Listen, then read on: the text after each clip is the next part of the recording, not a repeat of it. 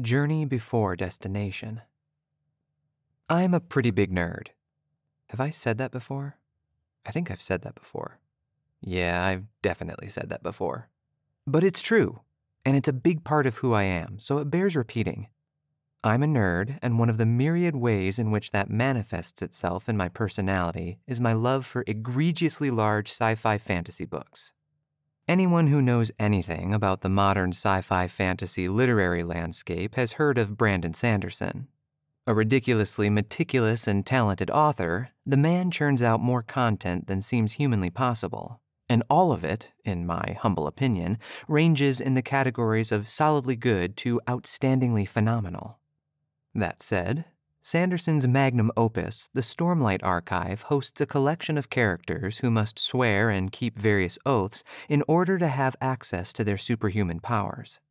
These characters, known as Knights Radiant, make up 10 distinct orders, all of whom adhere to the first of 5 ideals, the immortal words, which states, "Life before death, strength before weakness, journey before destination."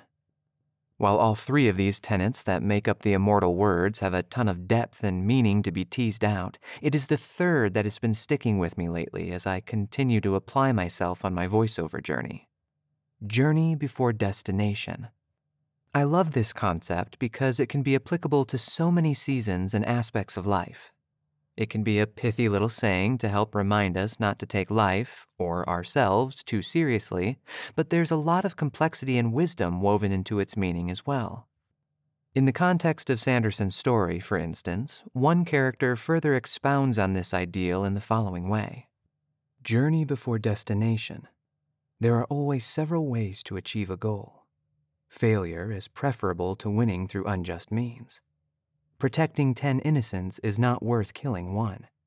In the end, all men die. How you lived will be far more important to the Almighty than what you accomplished. The Way of Kings, chapter 59.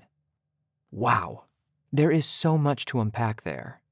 I'm not saying that my voiceover work holds anyone's life in the balance. I'm generally not forced to make life-altering moral choices in the context of my job, though I suppose arguments could be made that this is true in regard to the kinds of content one is willing to participate in. But the idea that how we do something is more important than what we actually do is one that I think applies to voiceover and any other kind of work. Does my conduct with potential clients make them feel heard, respected, valued, understood? Does my behavior reflect well on my VO colleagues? What kinds of gigs am I lending my voice to? What kind of impact do those projects and stories have on society? Am I playing fair, or do I try to cheat the system? Do my actions benefit or undercut the VO industry? Am I doing my best to provide quality products, or am I cutting corners? As a newer voice talent who is still very wet behind the ears, there is so much to learn and do. It can be terribly overwhelming. There is so much temptation to take an easier route for a chance to jump ahead. Dwelling on this ideal, though, reminds me to ask myself, why am I doing voiceover to begin with? Is it an attempt to achieve some level of fame and/or fortune? Or is it because it's something I enjoy and am passionate about? One of those things is all about the destination, while the other truly is about the journey. And that's another reason I so appreciate the concept of journey before destination. Because the process of breaking into the VO industry can be so overwhelming for new voice talent, it's a solid reminder that all of the learning curves, trial and error, risk-taking, rejections, monetary investments, and so on are simply a part of that journey. They aren't simply obstacles to be overcome so I can get to a final destination. Rather, they are an integral part of a process that, frankly, does not end. There's always more to learn, more tech or techniques. There's always someone better or more experienced, different coaches or other talent who are willing to share their insights.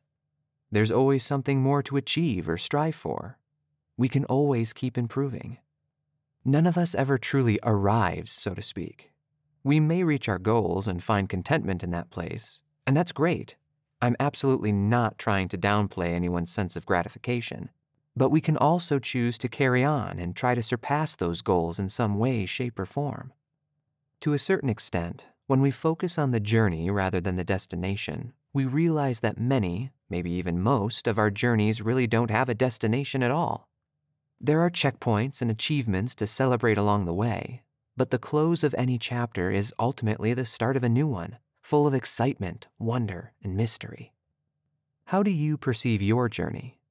Do you typically have an end in mind, or are you content to go along for the ride? What does journey before destination mean for you? Until next time, friends, keep telling stories.